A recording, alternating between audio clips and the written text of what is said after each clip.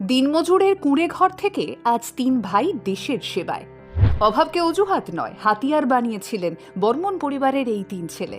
আর ওই যে কথায় বলে না, ছেঁড়া কাঁথায় শুয়ে আকাশ দেখার সাহস তারাই পায় যাদের রক্তে জেদ আর চোখে জয়ের নেশা থাকে। হ্যাঁ, স্বপ্ন দেখার জন্য বিলাসিতার প্রয়োজন হয় না, প্রয়োজন হয় হাড় ভাঙা পরিশ্রমের মানসিকতার।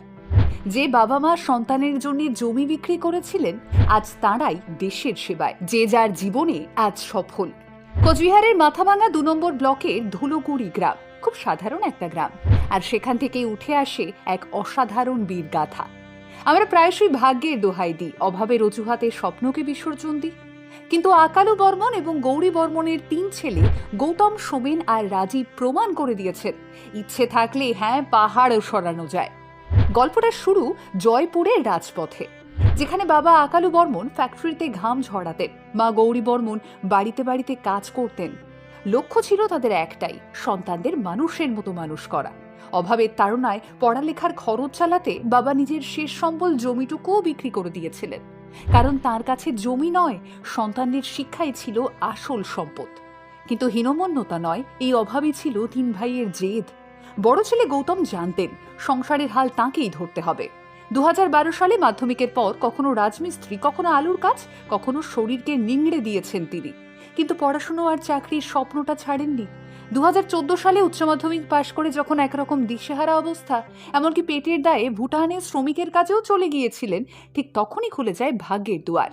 ২০১৫ সালে পশ্চিমবঙ্গ পুলিশে যোগ দিয়ে পরিবারের অন্ধকার দূর করার প্রথম প্রদীপটা তিনিই জ্বালান। প্রমাণ করেন বড় ছেলে মানে শুধু আবদার নয়, বড় ছেলে মানে পরিবারের প্রথম শক্ত খুঁটি। অন্যদিকে মেজ ছেলে সোমেন ছিলেন অদম্য মেধাবী। মাধ্যমিকে ৭৫% পাওয়ার পর ইচ্ছে ছিল বিজ্ঞান নিয়ে পড়ার, কিন্তু ওই অভাবে আর্টস নিতে বাধ্য হলেন। তবে তাতে কি, গৃহশিক্ষকতা করে নিজের পড়ার খরচ নিজেই চালালেন। উচ্চ মাধ্যমিকে ৯১% নম্বর পেয়ে তাক লাগালেন সকলকে।